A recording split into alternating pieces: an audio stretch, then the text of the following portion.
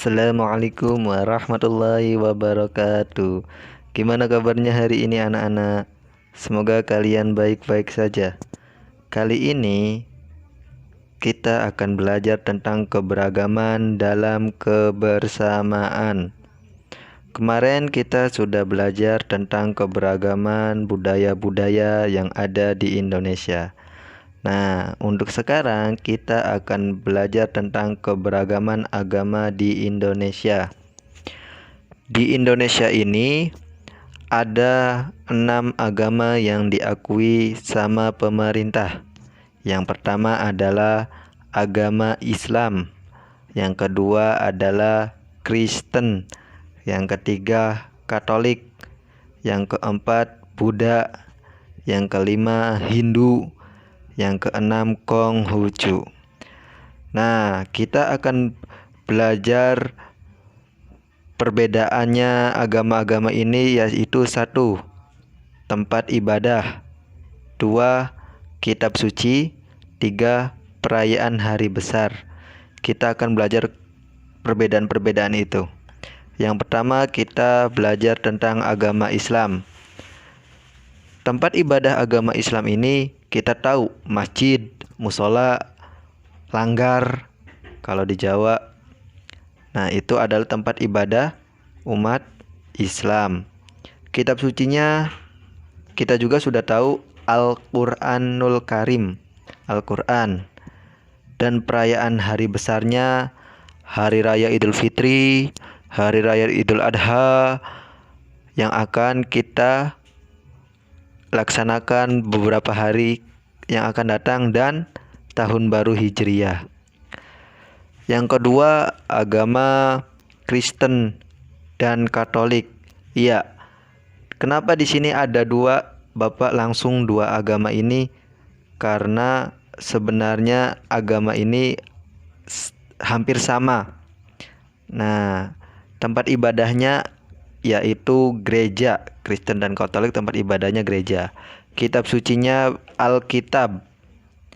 Dan perayaan hari besarnya Hari Raya Natal, Hari Jumat Agung, Hari Paskah, Kenaikan Isa Al-Masih. Yang ketiga, Buddha. Nah, tempat ibadah Buddha ini di vihara. Kitab sucinya Tripitaka. Perayaan hari besarnya Hari Raya Waisak, Hari Asaddah, dan Hari Katina. Yang selanjutnya adalah agama Hindu. Nah, agama Hindu ini tempat ibadahnya di pura. Kitab sucinya Weda. Dan perayaan hari besarnya Hari Raya Nyepi, Hari Saraswati, Hari Pagerwesi. Yang terakhir agama Konghucu. Agama Konghucu bertempat ibadah di kelenteng. Kitab sucinya adalah Sisuwuching. Perayaan hari besarnya ada 2, Tahun Baru Imlek dan Cap Gomeh. Nah, agama-agama yang diakui di Indonesia ini tidak boleh membuat kita berpecah belah. Kita harus bersatu. Kita harus saling membantu, saling menghargai, saling menghormati dengan antar agama lain.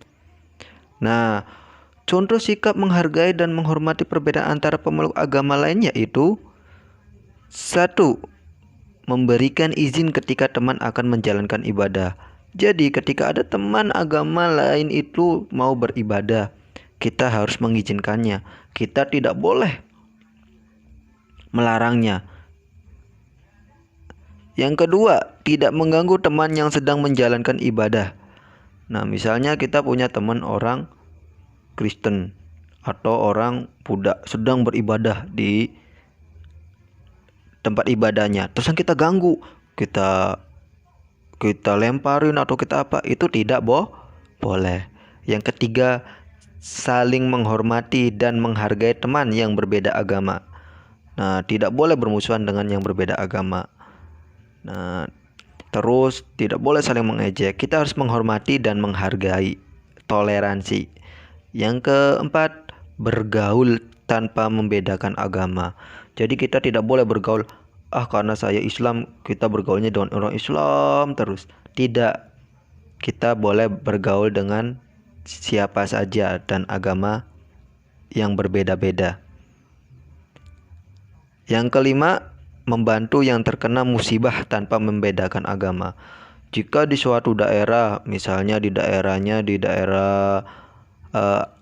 ini Aceh misalnya, di daerah Aceh terjadi bencana, kita sebagai orang Islam itu harus membantunya. Nah, membantunya itu jangan pilih-pilih, mana orang Islamnya aja kita bantu, orang Kristen nggak dibantu. Nah, itu salah. Nah, kita harus membantu semuanya. Walaupun itu agamanya beda, sukunya beda, apapun, kita harus membantunya. Karena musibah itu tidak pilih-pilih agama. Nah, apa sih ketika kita melakukan seperti itu yang tadi? Contoh-contoh yang tadi, manfaatnya. Nah, berikut adalah manfaat persatuan dan kesatuan antara umat beragama.